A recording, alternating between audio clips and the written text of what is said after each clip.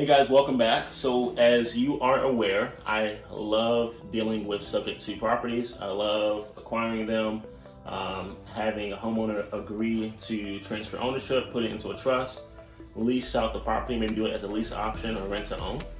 And so once you get that property, you want to know, have an idea, what can you do with it? How can you now transition it from being a vacant asset to something that's occupied and that is performing, right? So here's the deal.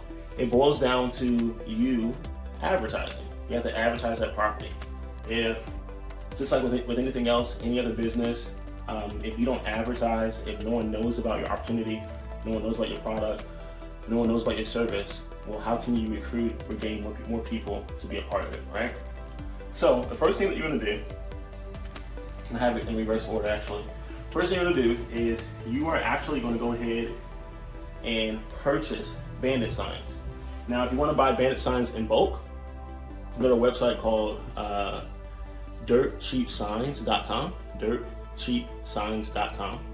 Once you go there, you'll notice that they sell the Bandit signs in bulk anywhere from $1.50 to 67 cents.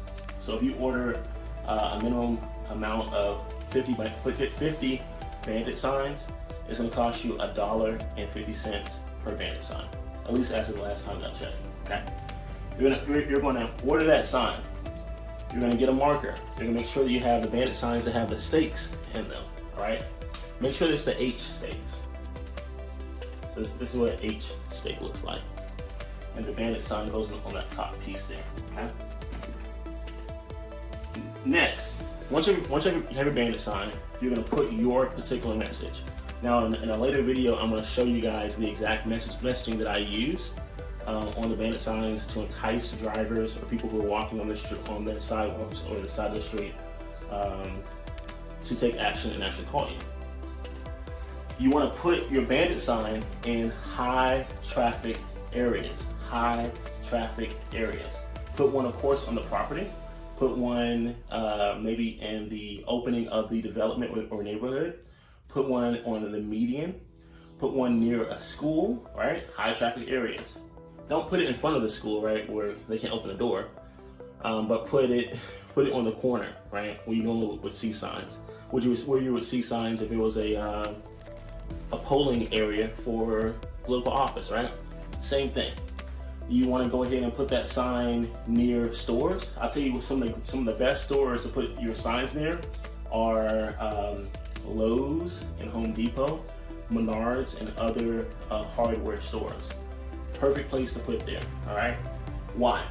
The reason that I put a lot of signs there and it's very, very successful is normally someone who frequents Home Depot, Lowe's, Menards, and other hardware stores is an individual who is probably what do you think?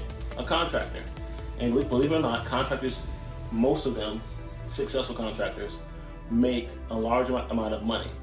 Unfortunately, because they have an ebb and flow in their income, so which means that maybe in the winter months they don't work as much, but in spring and summer they work a lot, right? So they have a lot more projects. So their income is cyclical. However, they have additional cash normally set aside because they have a cyclical economy for their business, or seasonal economy. And then two, it's harder for them to actually, it's harder for the regular mom and pop contractor to actually qualify for a mortgage initially, okay? It's easier for people to qualify for a mortgage who have W-2s, and we'll talk about that in a later video. So that's why that's one of the reasons you want to put those Bandit signs in front of a Lowe's, a Home Depot, and repair stores, okay? Next, take pictures of the property, walk through the property with a video. One video of the interior, second video of the exterior. So you should have a folder of pictures, one folder for the video of the exterior, one folder for the video for the interior, okay? You're gonna go ahead and put that as well as your description of the property, all the benefits. Does it come with a washer and dryer? Does it already have stainless steel appliances? Is it hardwood throughout, right? Is it a 2-year new, or is it a new roof? Is it a 5-year roof? Whatever. Put all the benefits written down and put it on a Craigslist post. and you simply will say rent to buy, lease to own, lease option, etc., okay? And put those pictures there. Next, after that, put it on your Facebook page. Now, for some of you guys who are afraid of your family and putting things on Facebook, then go ahead and put it on the Facebook Marketplace. You'll notice that on the Facebook Marketplace, people are advertising businesses, business opportunities, selling TVs, houses, tennis shoes, anything you think of on the Facebook Marketplace. Do the same thing for your opportunity. After you have those three down, you now want to go ahead and reach out to a realtor. When reaching out to a realtor, you have to know, just like a mechanic, all mechanics, all realtors, all people are not the same. And really with realtors, all realtors really are just not the same. What you can do is, we'll talk about it in a later video, but you're going to do research to figure out what realtor or realtors best match what you need, okay? What realtors or realtor best match what you need, best match like who do they serve, who's their demographic, how recently have they done a transaction, all that good stuff. Now, in a rural area, you may ask yourself, well, Leland, if my job is to lease the property, why in the world would I call a realtor?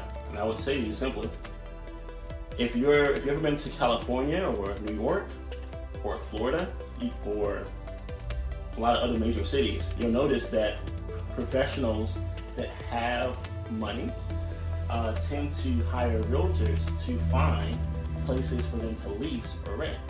Why do they do that? Because the realtor essentially still gets a fee or commission upon the success of placing their client on or at a home. Okay. Same thing with your property. All right. You're basically going to say to the realtor, "Hey, I'm looking for someone who's willing to do a lease option or rent to buy." And keep in mind, they're still renting and they're still leasing, and the realtor will get paid a commission or a fee based on the option money, right? That's how the realtor will earn a commission or the compensation. And finally, MLOs, mortgage loan officers. Mortgage loan officers. Do your research. Find out what mortgage loan officers meet your demographic. You could type your particular property in on Zillow. You scroll to the bottom of Zillow and you look after it shows you all the realtors in that area. Go a little bit further down and it'll show you all of the mortgage loan officers who have either done transactions in that area or are known in that area. Write the names down. Give them a call. Make them aware that you have a property that is similar to something that they may have done before, or you have a property that if they know someone that was turned down for a mortgage recently, if they know someone that has already saved their down payment for a mortgage but they can't get the property for the reason of maybe the credit's bad, whatever, and you would say, listen, I'm willing to allow someone like that a chance to own this property by leasing it over the next 24 months, over the next 48 months, over the next 60 months, whatever it may be. I'll allow them to lease it, okay? And I want you to go ahead as a loan officer to have them refinance or buy the property outright within 24 months, within 48 months.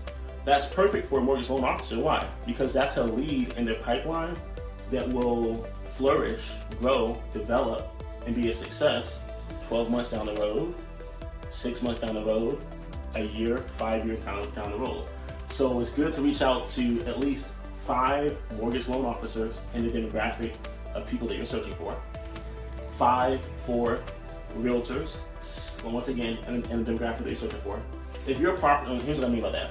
If your property is located in an area that is that has demographics of let's say income under $50,000, okay, and let's say that English could possibly be a second language, right? It probably won't benefit you too much if you go to a realtor that specializes in properties that are at $1 million, it's not going to make too much sense, because the clientele that someone uses for $1 million, it may have the same clientele for $50,000 or $200,000. Okay,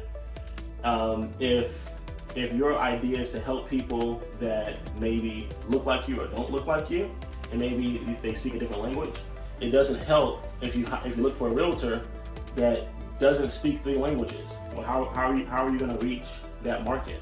It's nearly impossible, right? So you want to make sure that you're working with someone that knows the area, knows the clientele, and is still able to communicate with that market. You have to do that. If not, you're shooting yourself in the foot. It's not realistic, and you should probably focus on a different market or different marketing techniques. Okay. So real quick, let's review before we end. You have your property. It's now time for you to advertise. You want to give yourself at least 20 days. So here's what we do. We want to look for 5 mortgage loan officers, right, that represent that area, however that may be. Demographics, income, language, all that good stuff. High school, middle school, right? You'll figure it out. You know, what kind of family is needed there? A 2-bedroom, 3-bedroom? Is it a single mom? Is it a mixed family? Whatever. Figure out what that looks like. Same thing for the realtors. You need five realtors. Facebook Marketplace. Once you go ahead and write up your description of the property and add your pictures, your walkthrough picture of the exterior, video of the exterior, and video of the interior. Okay. Craigslist. Same thing. Make your post there. All right. And then finally, or first, get your Bandit signs going. All right.